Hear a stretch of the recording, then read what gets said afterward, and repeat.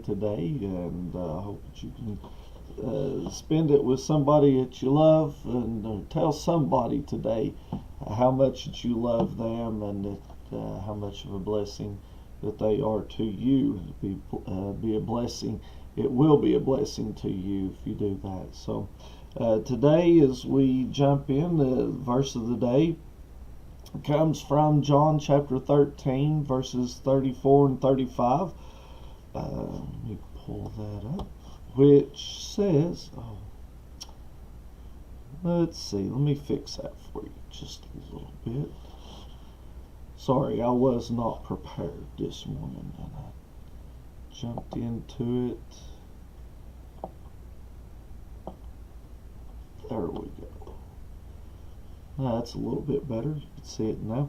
But John chapter 13 verses 34 and 35 says, "A new commandment I give unto you, that ye love one another, as I have loved you, that ye also love one another.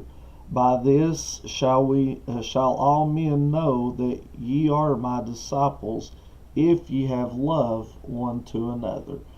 And again, as we are thinking about the month of February about love, and especially here today on Valentine's Day, no greater love hath man than this, that he lay down his life for his friend. And today, as we think about Jesus as his great love for you and for me, is something that's just beyond our imagination, beyond our comprehension today. How much that he loved us and cared for us.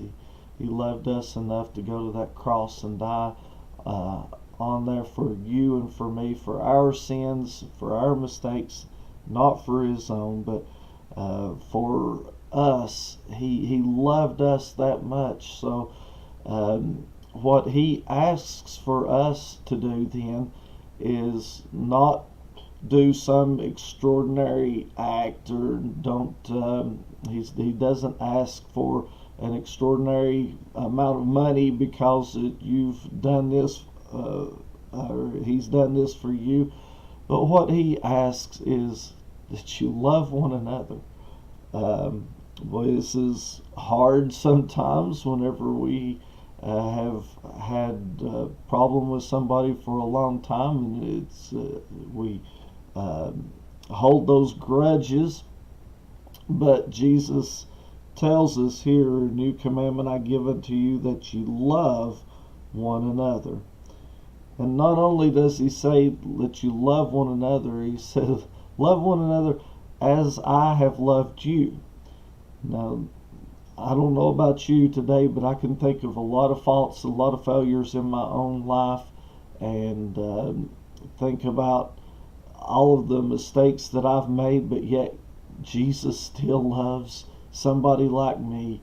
And so if he says that we need to love one another as I have loved you, then that means that we need to overlook mistakes and problems, And now, I'm not saying that we let people run all over us, but we do, and as Jesus tells us, to turn the other cheek. And as we look and see, he says, "Love one another as I've loved you, that ye also love one another. By this shall all men know that ye are my disciples, if ye have love one to another."